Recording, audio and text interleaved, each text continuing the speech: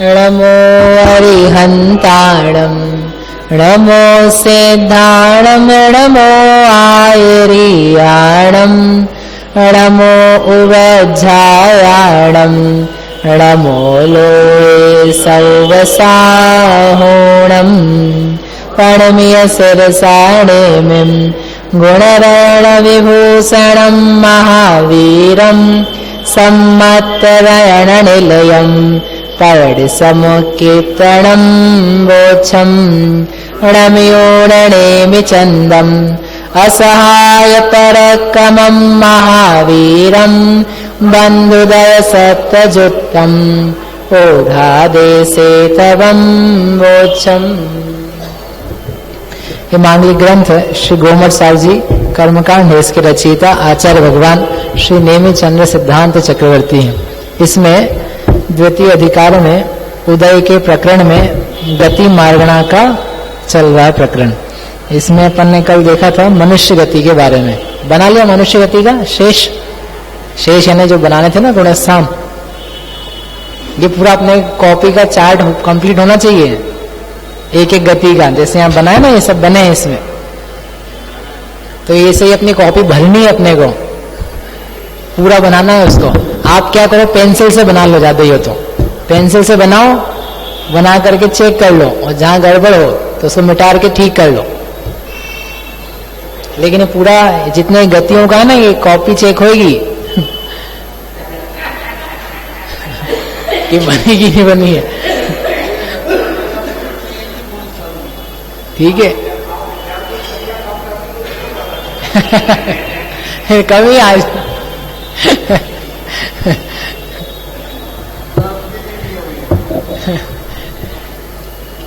क्या कह रहे हैं आप प्रश्न?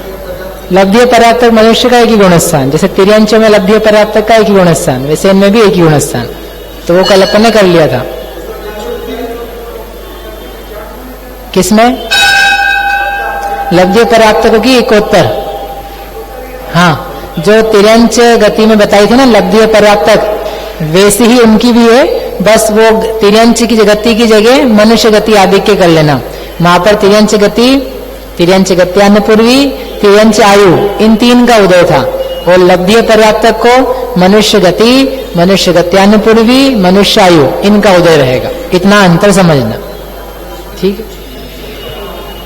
विच्छुत्ति का भी प्रश्न ही नहीं, इनका बस उदय योग्य प्रकृतियां रखना, क्योंकि वो एक ही गुणस्थान है तो एक गुणस्थान में उतनी चलेगा, ठीक है।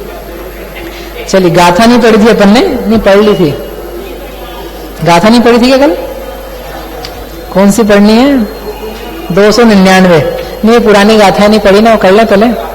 299 मेच्छम पुण्यम छेदो अणमे सम्मेच्छगादितिथु अयदे विदुय कसायण राणो दुर्भगणा बेज अजसयम् देशे तदीय कसाया नीचम एमे रमण सामण्ये पज्जत्ये विय इत्थि वेदा पज्जति परिहीणो। इनके अर्थ कर चुके अपन पहले, मैं अर्थ अब नहीं कर रहा हूं फिर से। देशे यानी यहाँ पर भी पंचम गुणस्थान तक ही बताया, देशे तदीय कसाया, देश गुणस्थान में तृतीय कषाय और नीचम, नीच गोत्र, इनकी हुई विच्छुत्ति, और आगे मनुष्य सामान्य, जो मनुष्य सामान्य के अनुसार है वैसे आगे विच्छुत्ति हुई। पज्जत्य में भी क्या करा, स्त्री वेद और अपज्जत्य उसको परिहीणो कम कर लिया, तो दो प्रकृतियां कम कर ली थी। आगे 301 नंबर का था मनुष्य सहिदा तीर्थयराहार पुरुष संढूणा पुण्यदरेव अपुण्ये सदाण गदि आउगम्णेयम्। मनुष्य की स्त्री यानी मनुष्यनी में एथी सहिदा, स्त्री वेद से सहित, परंतु तीर्थयर आहार पुरुष संड ऊणा, ये 5 प्रकृतियां कम कर ली। तीर्थंकर, आहारद्विक, पुरुष वेद और नपुंसक वेद। मनुष्यनियों में यानी जिनके स्त्री वेद का उदय है उनके ये 5 प्रकृतियों का उदय संभव नहीं है, तो उनको फिर गुणस्थानों में बना लिया। और जो अपुण्य अपर्याप्तक हैं उनमें क्या करना, जो मनुष्य तिर्यंच के अनुसार कहा था अपुण्य इव, अपुण्य यानी अपर्याप्तकों की तरह, जो तिर्यंचों में अपर्याप्तक कहे थे उसके समान ही है, परंतु सग आणु गदी आउगमणेयम। सग यानी स्व, अपनी आनुपूर्वी, अपनी गति और अपनी आयु का उसमें उदय जानना। अपनी यानी मनुष्य है तो मनुष्य आनुपूर्वी, मनुष्य गति और मनुष्य आयु, इनके उदय को शामिल करना और तिरंच आदि के उदय को घटा लेना। इस प्रकार से ये लभ्य पर्याप्तक हो गए। अब एक अपने को करना है भोग भूमिया मनुष्य और भोग भूमिया तिर्यंच। उनमें थोड़ा विशेष है क्योंकि उनमें अनेक प्रकृतियों का उदय संभव नहीं होता है। तो घटा लिया ना, वो पर्याप्त से आए ना, अभी पीछे किसका बताया पर्याप्त का, तो उसमें अपर्याप्त घटा करके पर्याप्त वैसे ही जोड़ा हुआ है, इसलिए उन्होंने अलग से नहीं बताया वापस से, क्योंकि हम पहले सामान्य मनुष्य से पर्याप्त मनुष्य पे गए थे तो हमने वैसे ही घटा लिए थे। अब उन्हीं पर्याप्त मनुष्यों में से क्या किया, पुरुष वेद, नपुंसक वेद, तीर्थंकर, आहारक द्वीप को घटाया और स्त्री वेद को मिला दिया। ऐसा गाथा 302। मनुसोघं वा भोगे दुर्भग चौणी च संडखीणतियं दुर्गरितिक्रम पुण्यं संहदि संठान चरेमपणं हारदुहीणा एवं तिर्ये मणदुच्च गोदमणो वाउं अवणीय पक्षिवणीचम तिर्यद तिर्या ओजोवम। मनुसोघम, मनुष्य के ओघ के समान ही भोगम यानी भोग यानी भोग भूमि में है। मनुष्य गति में कितनी प्रकृतियां उदय योग्य थी, 100 बताओ भाई, 102, 20 प्रकृतियां घटाई थी ना, आपको बताया था। तिर्यक एकादश, वेक्रियक अष्टक और एक कौन सी और घटाई थी, गत्यानुपूर्व तिर्यंचायु, तिर्यंचायु। तो ऐसा करके 20 प्रकृतियां घटाई थी 122 में से, तो कितनी बची थी 102। तो 102 थी सामान्य उदय में आने योग्य। अब उन 102 में से भी जो भोग भूमि के मनुष्य हैं उनको कुछ प्रकृतियों का उदय संभव नहीं है। 102 में से देखो करते जाते हैं। सबसे लिया दुर्भग, दुर्भग नाम कर्म का उदय उनके नहीं होता, तो दुर्भग घटाओ, यानी क्या है, पुण्य प्रकृतियों का उदय है। तो दुर्भग की जगह किसका उदय है, सुभग। और ये अकेले नहीं है, ये 3 है, 3 इनका जोड़ा, 3 जोड़ा यानी दुर्भग, अनादेय और अयशा कीर्ति, इनका उदय नहीं होता है। और इसके साथ में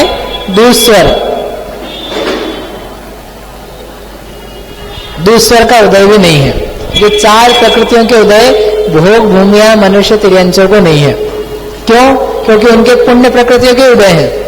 सुभग का उदय रहेगा, आदेय का उदय रहेगा, जीवन पर्यंत यशा कीर्ति के उदय चलेगा, और दूसर में की जगह सुस्वर के उदय चलेगा।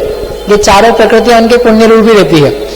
10 जोड़े वाली प्रकृतियां हैं, त्रस, बादर, सूक्ष्म, ऐसे सब करके 10 है। 10 में से जो 4 हैं उनका तो पुण्य रूप उदय वैसे भी है, त्रस, बादर, पर्याप्त, प्रत्येक, ये 4 तो वैसे ही मनुष्य को आनी है। उसके अलावा मनुष्य में पर्याप्तों को, उसके अलावा 6 बची। 6 में से 4 जो अशुभ हैं वो निकाल दिए, तो जो 4 शुभ वाली हैं उनका उदय है। तो कितने का हिसाब हो गया, 8 का। अब बचे 2, स्थिर, अस्थिर, शुभ, अशुभ। तो इनमें तो चारों का उदय निरंतर रहता है, हर जीव को रहता है, इसमें कोई हो नहीं सकता। तो ये 10 का हिसाब हो गया। तो स्थिर, अस्थिर, शुभ, अशुभ को तो हम नहीं घटाएंगे, उसमें से अस्थिर और अशुभ को नहीं घटाएंगे, लेकिन ये 4 प्रकृतियां अशुभ है उनको घटा दिया। इससे ये मालूम पड़ेगा, ये अपन पूरा करते हैं कि जो भोग भूमिया मनुष्य तिर्यंच हैं उनके लगभग पुण्य प्रकृतियों के ही उदय होते हैं अघातिया कर्मों में। घातिया कर्मों में तो उदय चल ही रहे हैं, लेकिन जो अघातिया में पुण्य पाप का विभाग है उनमें पुण्य प्रकृतियों के उदय चला करते हैं। तो हमने 4 पाप प्रकृतियां थी, वो क्या करी, वो घटा ली। हाँ, कुभोग भूमि में, हाँ उनको भी चलेंगे ऐसे उधर। दुर्भग चऊ, हाँ ये शुभ प्रकृतियों के उदय ही चलेंगे। फिर है नीच, नीच यानी नीच गोत्र, इसको हटाओ। यानी जितने भोग भूमिया मनुष्य हैं, तिरंज नहीं, मनुष्य की बात कर रहे हैं हम। जो मनुष्य हैं उनके नीच गोत्र का उदय नहीं है, सभी के नियम से उच्च गोत्र का ही उदय है। जितने भोग भूमिया स्त्री पुरुष हैं सब उच्च गोत्री माने जाते हैं। फिर है थीण तियम, थीण तियम यानी स्त्यान ग्रद्धिक 3 गाड़ी निद्राएं, इनका उदय नहीं होता है। पहले ही कहा था संख आयु जिनकी संख्यात वर्षों की आयु है उनमें ही स्त्यान वृद्धि त्रिक का उदय है। जो भोग भूमि के मनुष्य तिर्यंच हैं उनको इसका उदय नहीं है, तो ये तिर्यंचों को भी नहीं होगा। ये मनुष्यों को भी नहीं है, तिर्यंचों को भी नहीं। तिर्यंचों का अलग लिखेंगे, पहले मनुष्यों का लिख रहे हैं, तो ये हो गया। उसके आगे दुर्गति, दुर्गति यानी दुर्गति यानी अप्रशस्त व्याहगति, उसका उदय भी नहीं है। उसके अलावा तीर्थम अपुण्यम, तीर्थंकर प्रकृति, तीर्थंकर प्रकृति उदय भोग भूमिया को नहीं होगा। क्यों नहीं होगा? ये तीर्थंकर 13वें गुणस्थान में होते हैं, इनका गुणस्थान ही नहीं होना है, तीर्थंकर का उदय नहीं। फिर अपर्याप्त, अपर्याप्त नहीं होते, ये सारे भोग भूमि के मनुष्य गर्भज ही होते हैं, गर्भज पर्याप्तक ही होते हैं, इसलिए पर्याप्तक नाम कर्म का ही उदय है, अपर्याप्त का उदय नहीं है। आगे सनहदी संठान चरिम पणम, 5 संस्थान 5 सहनन, कौन से? लास्ट वाले, लास्ट वाले में जो पाप रूप है, वज्रनाराज सहनन, नाराज सहनन, अर्धनाराज सहनन, कीलक सहनन और असंप्राप्ता सपाटिका सहनन, ये जो 5 सहनन है इनको घटा दो, इनका उदय नहीं होता। कर्म भूमि की जो जीव हैं उनको 6 सहनन का उदय हो सकता है, लेकिन जो भोग भूमि के जीव हैं उनको अकेले एक ही सहनन का उदय है, वज्र वृषभ नाराज सहनन। कर्म भूमि की स्त्रियां हैं, महिलाएं हैं, उनको कौन से सहनन होते हैं? एक ही होता है। कौन सा एक होता है? कर्म भूमि की जो महिलाएं स्त्रियां हैं उनको कौन से सहनन होते हैं? लास्ट के 3, पहले अधिकार में पढ़ा ही है, लास्ट के 3 सहनन उदय में आते हैं उनको, लेकिन जो भोग भूमि की स्त्रियां हैं उनको वज्र वृषभ नाराज सहनन ही है। यानी कोई प्रश्न करे महिलाओं को वज्र वृषभ नाराज सहनन हो सकता है कि नहीं? हो सकता है। कब? केवल भोग भूमि में। जो भोग भूमि में है उनको अकेला उसी सहनन का उदय है। तिर्यंचों में भी भोग भूमि के स्त्री पुरुष हो उनको एक ही सहनन का उदय है। हाँ, नहीं होता, अर्धनाराज तक ही पहुंच सकती है। किसी भी कर्म भूमि की स्त्री को, चक्रवर्ती की हो चाहे तीर्थंकर की पत्नी हो, उनको वज्र वृषभ नाराज सहनन नहीं हो सकता, संभव ही नहीं है। द्रव्य स्त्री है उसके लास्ट के 3 सहनन होते हैं, इसलिए 6वें नरक तक जा सकती है। 3 सहनन से 6वें नरक तक जा सकते हैं, 7वें नरक नहीं जा पाएंगे। 7वें नरक के लिए चाहिए, लेकिन ये नरक नहीं जाएंगे। महिलाओं का डिस्काउंट है हर जगह, 7वें नरक भी, स्वर्ग से भी और मोक्ष से भी। स्वर्ग भी ज्यादा ऊंचा नहीं जा पाएंगे, 16वें स्वर्ग से ऊपर नहीं जा सकती द्रव्य स्त्री, क्योंकि 5वें गुणस्थान में रहते हुए वहीं तक हो पाता है। आगे तो समझ में आएगी। सहनन 5 संस्थान, जो 5 संस्थान है अशुभ, उनका उदय नहीं होगा। सबके सम चतुरस्र संस्थान का उदय है, सबकी आकृति शुभ उत्तम बढ़िया है। न्यग्रोध परिमंडल, स्वाति, वामन, कुब्जक और हुंडक, ये 5 के उदय नहीं होंगे, इनको हटा दो। तो घटा दिया। इसके अलावा आहारक शरीर आगे लिया ना, हाँ, हार दुहीणा, आहारक के 2 कम करो, इनको भी कम कर दिया। एवं इस प्रकार से इनको कम करो। कितने हुए? 4, 5 और 3 8, 9, 10, 11, 12, 13, 13 और 10 23 है। नपुंसक वेद नहीं किया। नपुंसक वेद कहां पर लिखा है? हाँ, संड, वो छूट गया ऊपर। नीच संड, संड यहां लेना, संड यानी नपुंसक।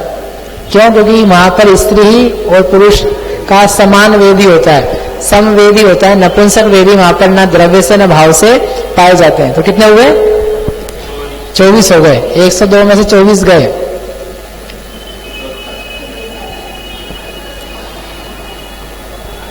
इठोत्तर बची। ये इठोत्तर क्या है? प्रकृतियां उदय योग्य है। 78 इठोत्तर प्रकृतियां कर भोग भूमि के मनुष्यों को उदय आने योग्य है। गुणस्थान कितने बनेंगे? हैं 4। कौन कौन से? पहले से चौथा, ठीक है, बना लेते हैं। वो बनाए क्या? बना लोगे?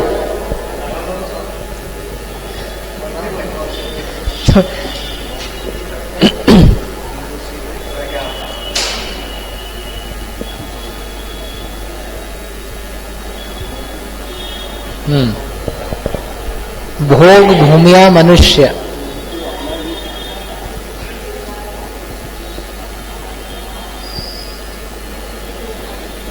इठ्योत्तर प्रकृतियां उदय योग्य। इनमें से पहला गुणस्थान अनुदय कितने का होगा? इठ्योत्तर में से अनुदय किस किसका? किसका? एक तो है सम्यक्त प्रकृति का और एक मिश्र का। तीर्थंकर का घटा दिया है, आहारक दीप का घटा दिया, 2 ही हैं। तो 2 का अनुदय और 78 कुल थी, तो कितनी बची? 76 प्रकृतियां उदय योग्य। और विच्छुत्ति कितने की होगी? 1 की। क्यों 1 की? 5 की होती थी, 5 में से हमने क्या क्या निकाल दिए?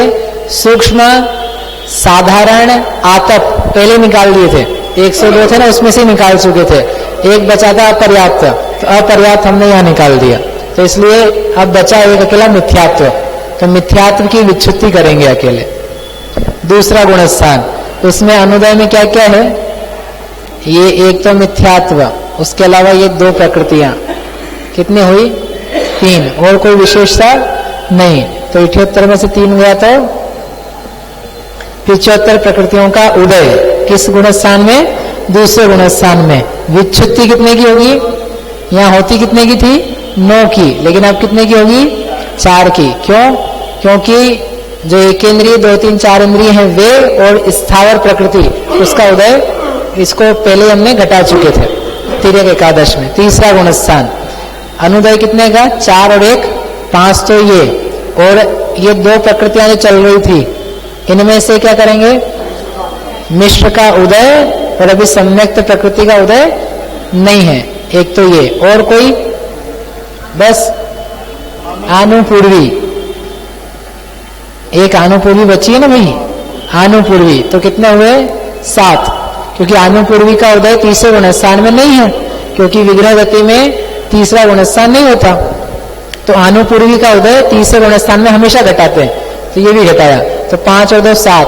78 में से 7 गया। 71 प्रकृतियों का उदय है। विच्छित्ति 1 की। चौथा गुणस्थान अनुदय कितने का? 4 और 1 5। 5 तो ये प्रकृतियां पुरानी, नहीं 6 हो गई ना, 1 2 3 5 6 ये सम्यक्त प्रकृति का क्या होगा? अब उदय योग्य हो जाएगी। आनुपूर्वी उदय योग्य है, तो बस 6 प्रकृतियां हैं, इसके अलावा कोई विशेषता नहीं। तो 78 में से 6 गया, 72। चौथा गुणस्थान है। चौथे गुणस्थान में विच्छुत्ति होती थी 17 की, मनुष्यों को बची थी 8 की, क्योंकि बाकी वो व्यक्ति कष्टक वगैरह निकाल दिए थे। अब कितने की होगी? अब दुर्भग, अनादे, अयशाकीर्ति ये भी घटा दी हमने। तो कौन से बचे? 4 कषाय बची अप्रत्याख्याना वर्ण की, और आनु नीच गोत्र तो 5वें में जाता है ना। 4 तो ये, और एक आनुपूर्वी मनुष्य गत्यानुपूर्वी, वो नहीं घटाई है। तो कितने आएंगे यहाँ पर? 5।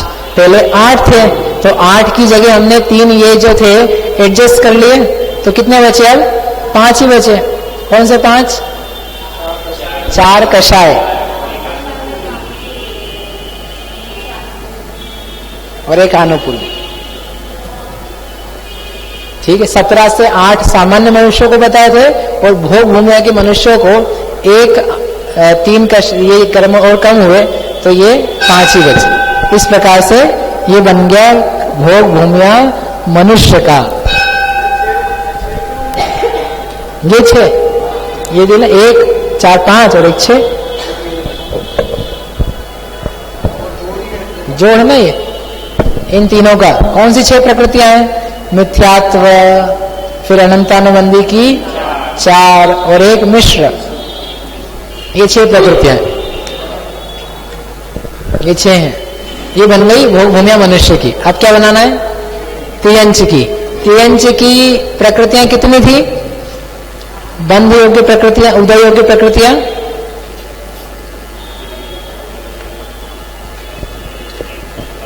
107 बताई थी। अब 107 की जगह अपन इसमें से कर लेते हैं कि प्रकृतियां मनुष्यों को कितनी है?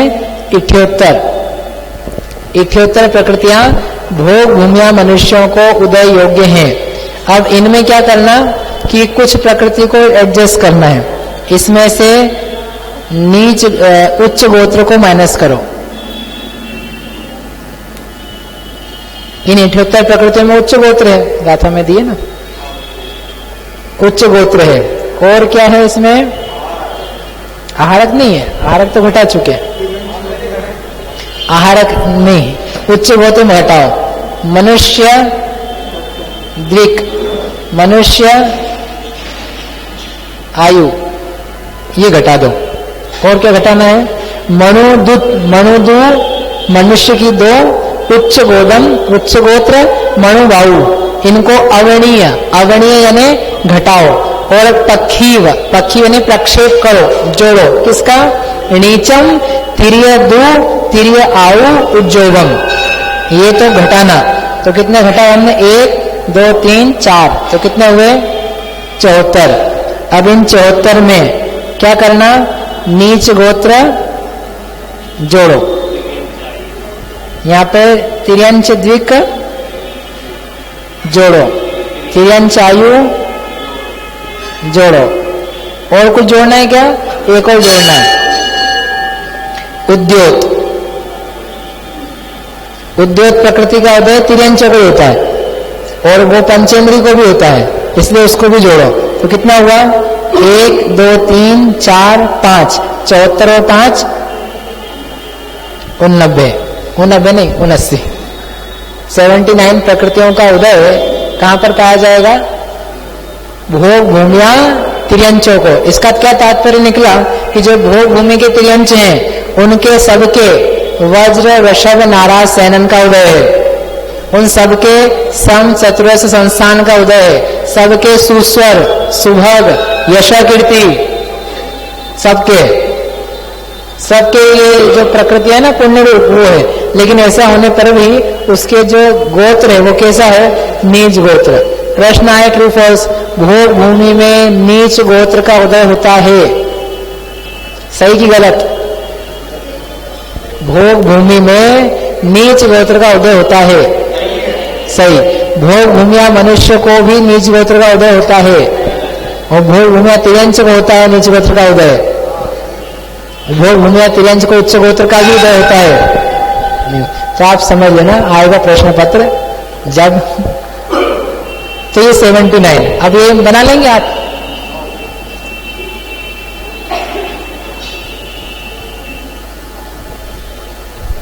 ये लगभग समान ही बनेगा। यहाँ एक प्रकृति बढ़ा दी है तो प्रकृति बढ़ती जाएगी। गुणस्थान कितने बनेंगे? 3 अंशों के तो 5 बन जाएंगे, 3 अंशों में 5 गुणस्थान होते हैं। नहीं भाई, भोग भूमि में तो 4 ही बनेंगे, तो यहाँ 4 आएंगे यही। और इसमें सब में आप कर लेना, ये सेम ही है। यहाँ सब जगह क्या करो आप, 73 कितने 7 है ना, 72 73 ऐसे बनेगा ये।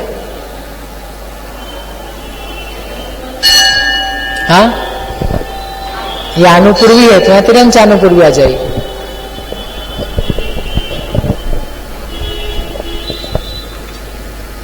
ठीक है ना, 77 76 72 73 ठीक है। और 1 4 1 5 बराबर, ये बन गया अपना सेम टू सेम। भैया आप सेम टू सेम मत लिख देना, आप लोग सेम टू सेम मत लिख देना, अपने को तो बनाना है। इस प्रकार से ये 2 गतियां 3 गतियां हो गई। अब कौन सी गति है? देवगति। भाई वहां जाना है तो वहां की तो पढ़ ले अपन, देवगति का उदय वगैरह तो देख ले। देवगति में किन प्रकृतियों का उदय अनुदय होता है, इसको आप विचार करके लिख करके ले आना। किन क्या क्या प्रकृतियां उदय योग्य वहां पर नहीं है। जैसे नरक गति में बनाया था ना, वैसे ही देवगति का बनेगा। जैसे नरक गति का बनाया था ना, वैसे देवगति का बनेगा, लेकिन प्रकृतियां थोड़ी बदलेगी। वहां पाप रूप प्रकृतियां थी, यहाँ पुण्य रूप आएगी। वहां हुंडक संस्थान था, यहाँ पर सम चतुर्थ संस्थान आएगा। वहां अप्रशस्त विहार गति थी, यहाँ पर प्रशस्त आ जाएगी। वहां दुर्भग दुस्वर वगैरह थे, यहाँ सुभग सुस्वर आ जाएंगे। इस प्रकार से इसको और